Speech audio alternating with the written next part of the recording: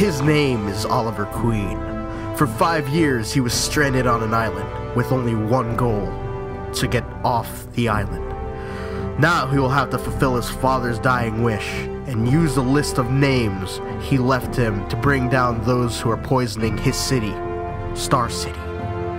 To do this, he'll have to become something, someone else. Someone like Arrow.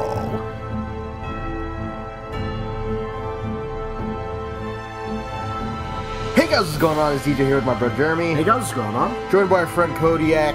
Good morning. Unfortunately, Brockman is not here for this recap, but he will be in the next one. Today is this weekly recap of Arrow.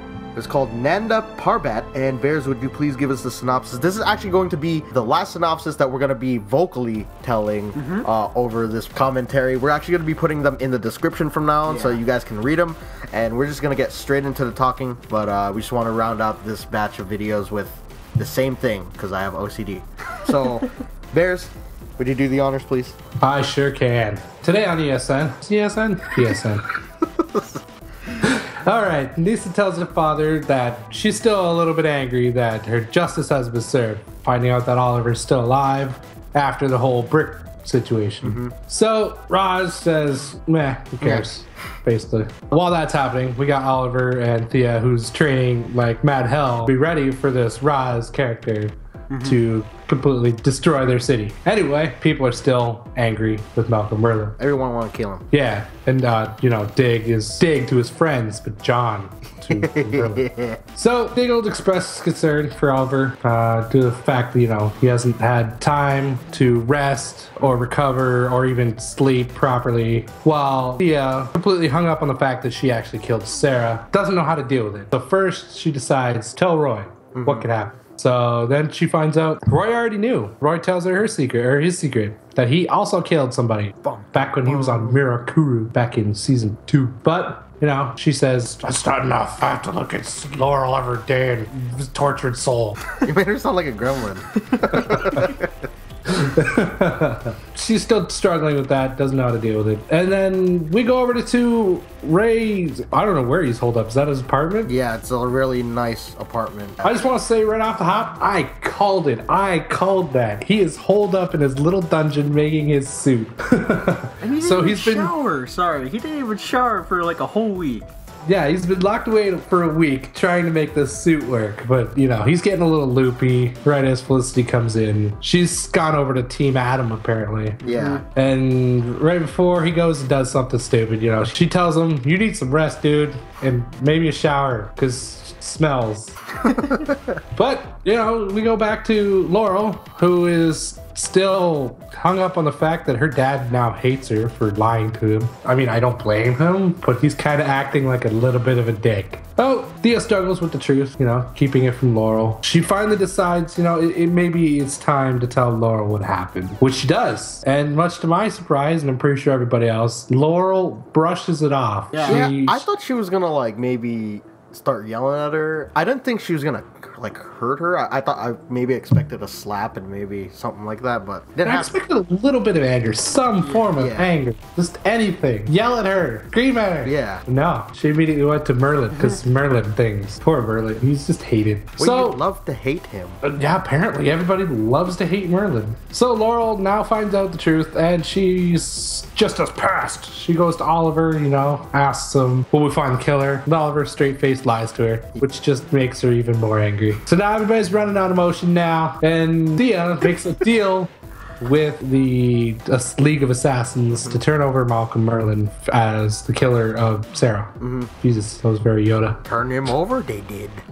Turn him over, they did. But before this League of Assassins could get to him, Laurel decides to play her hand at slapstick, which she still sucks out loud. Pretty much. Yeah. Malcolm, he didn't even try. Like, there was no effort on his part to take down Laurel. And right as, you know, he's defeated her, Nissa comes out, takes over. But Oliver goes to her and be like, what are you doing, woman? Ruining everything. You threw off my groove. So Oliver rushes out, goes to confront Nissa and her assassins who are just loading him onto a plane. Or not a plane, helicopter. Yeah. Jesus. So he managed to capture Nissa. Merlin is captured even though Oliver tried. So Oliver brings Nisa back to the secret clubhouse in a cage. The group expects Oliver to actually torture Nisa to get the information of where Nanda Parbat is. However, Nisa and tells him where the location is anyway, expecting him to die. But that's not happening because John Diggle's on the case now. Talks with his wife or future wife. Let's just call his wife. Well, it's his ex-wife. Yeah. It's ex-wife, soon to be wife. Yeah. So talks to her and she says, "You gotta do right by you. You gotta follow your heart somewhere over the rainbow or something like that." So that's what he does. He says he's going along this time, and Oliver doesn't have the keys to the jet. Jets even have keys, so that's where they go. Dia is still hanging out with Roy, trying to figure out how to cope with this newfound knowledge that she's a murderer. Well, Roy has his own way of dealing with it. He knows the family of the cop he killed, and every once in a while he actually goes there and delivers money in a car, which I don't know how he affords, by the way. That car is outside my price range, and I think he's unemployed. Well, doesn't he work at the bar, like as like a backhand? I don't know how much you think a backhand makes. I'm pretty sure it's not enough to get a nice shiny Dodge Charger. So he gives the family money, and he feels better about it. It helps him cope with what he's done. But Dia's still being stubborn. She's a queen after all. So we go back to Oliver and Diggle, who are trying to find a way into Nanda Parbat, which has never been taken by force because it's in a mountain. But before they can get close, they're spotted by the team of archers, and a badass fight scene ensues where Diggle shoots assassins with guns.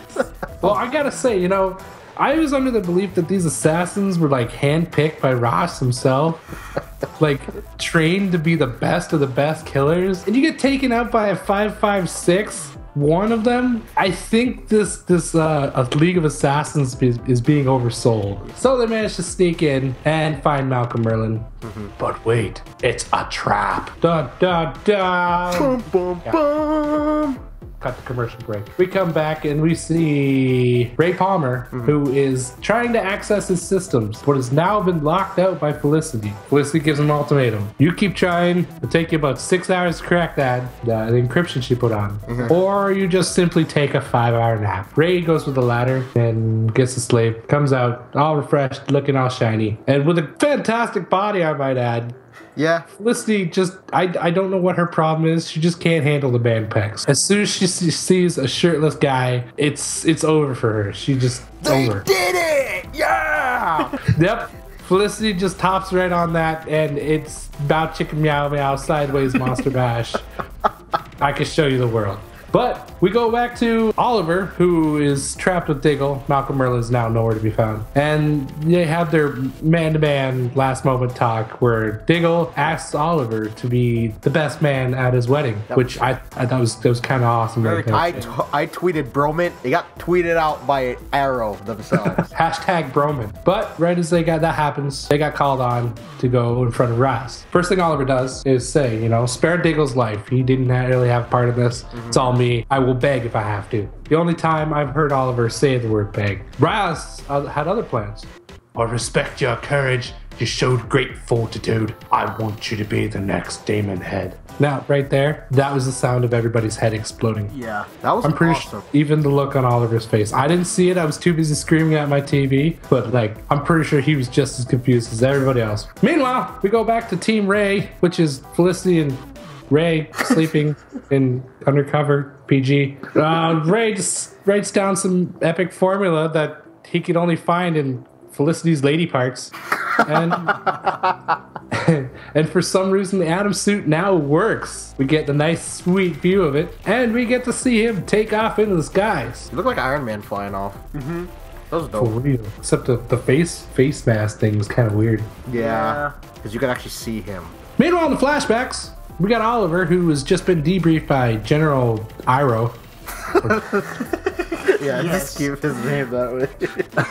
And he is on his way home with the Yamashiros. But something happens. I guess Amanda Waller is passed for reasons I don't understand. Mission accomplished, but no. Everything goes to Fubar, Orange Tang, and the Yamashiros are split up from their child, who's with Oliver. Oliver's on the run, Yamashiros are left there, and we don't know what happens next. This episode was like, it was crazy. A lot of weird but cool things happened, and a lot of things that I didn't expect happened. Like, first, Thea telling Laurel, I didn't expect that to, like... I expected that. I just didn't expect it so soon. Yeah.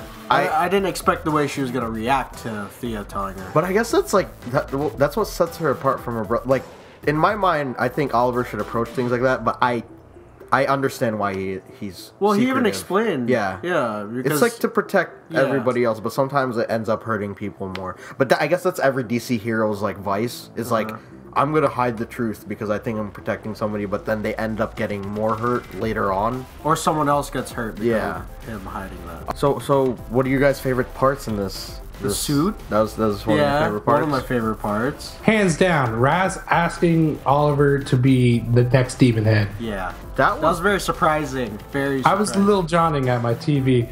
What? What? Okay.